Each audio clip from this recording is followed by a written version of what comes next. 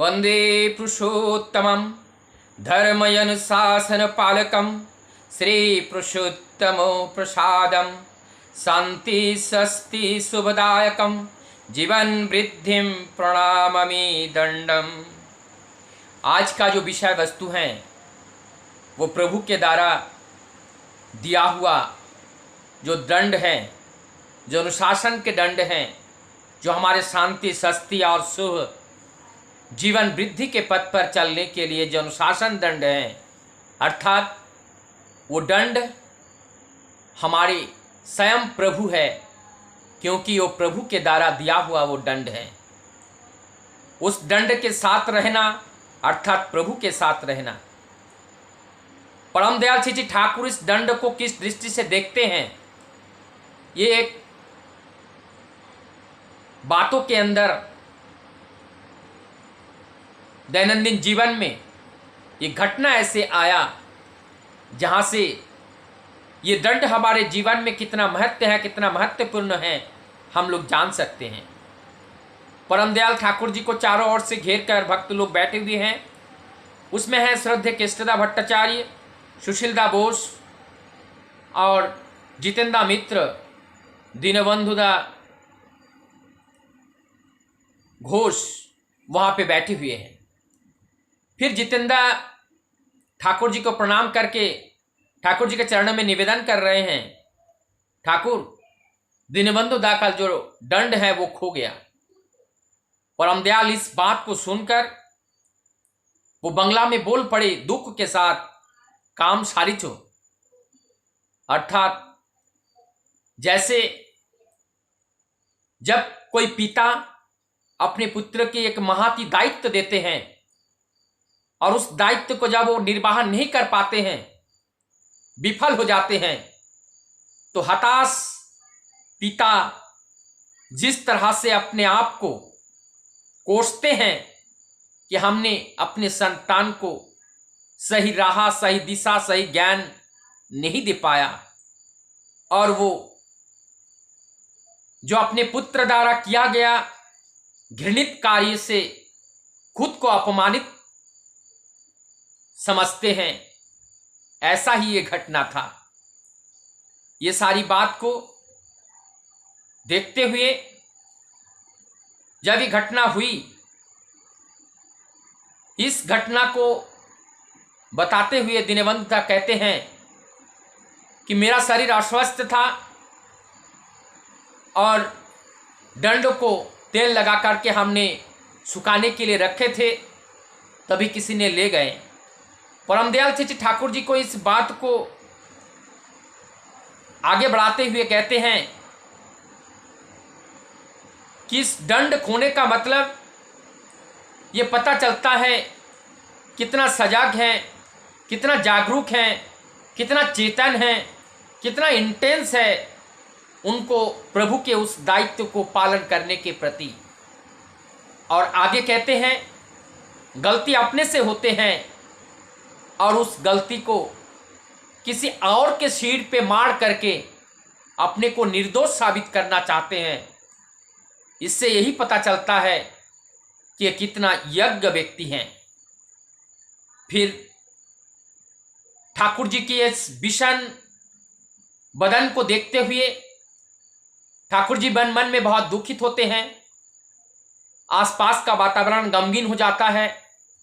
परम श्रद्धेय केष्टदा एक बात को बताते हुए कहते हैं कि चैतन्य महाप्रभु के जीवन में भी एक घटना ऐसा घटित हुआ था कि चैतन्य महाप्रभु अपने भक्त नित्यानंद प्रभु को एक बांस का दंड उनको दिया था, लेकिन नित्यानंद प्रभु ने उस बांस का जो दंड था उस दंड को एक दिन तोड़ दिया।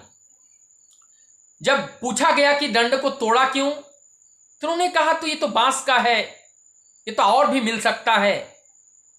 लेकिन इस बात को सुनकर महाप्रभु बहुत दुखित हुए, बहुत नाराज हुए, क्योंकि गुरु का दिया हुआ, गुरु का प्रदत्त कोई भी वस्तु भक्त के पास जीवन के सबसे मूल्यवान होता है, सबसे मूल्यवान वस्तु होता है। वो जीवन देने के लिए तैयार है, लेकिन अपने प्रभु का दिया हुआ कोई भी चीज, कोई भी वस्तु उसको खोना नहीं चाहते हैं। और यही ठाकुर जी चाहते थे।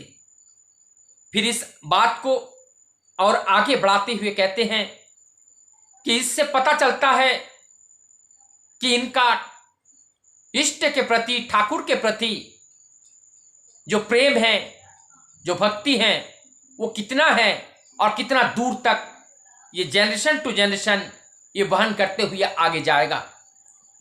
फिर आगे चैतन्य महाप्रभु नाराज होते हैं और तब नित्यानंद प्रभु को कहते हैं, जब जाओ आप गौड़ में वापस चले जाओ। प्रभु के आदेश को पा करके नित्यानंद प्रभु गौड़ वापस आते हैं। आकर के वहाँ पे 2 शादी भी करते हैं और वहाँ पे रहना शुरू करते हैं। तो हम लोगों ने देखा कि जो अन्याय नित्यानंद प्रभु ने किया, चैतन्य महाप्रभु ने कितना बड़ा उनके प्रति दंड दिया।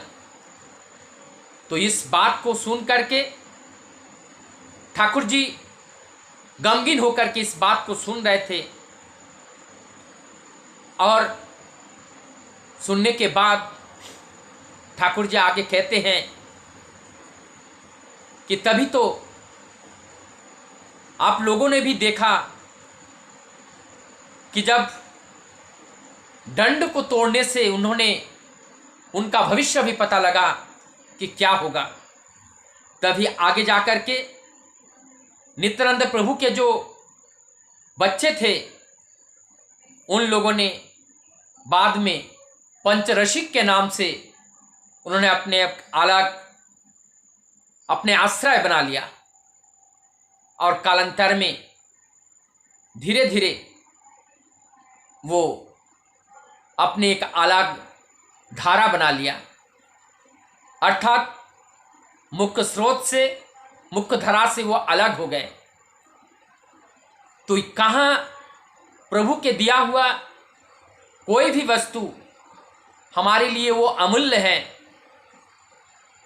उसका कोई मूल्य हो नहीं सकता है। भौतिक जगत के कोई वस्तु से उसका तुलना किया नहीं जा सकता है।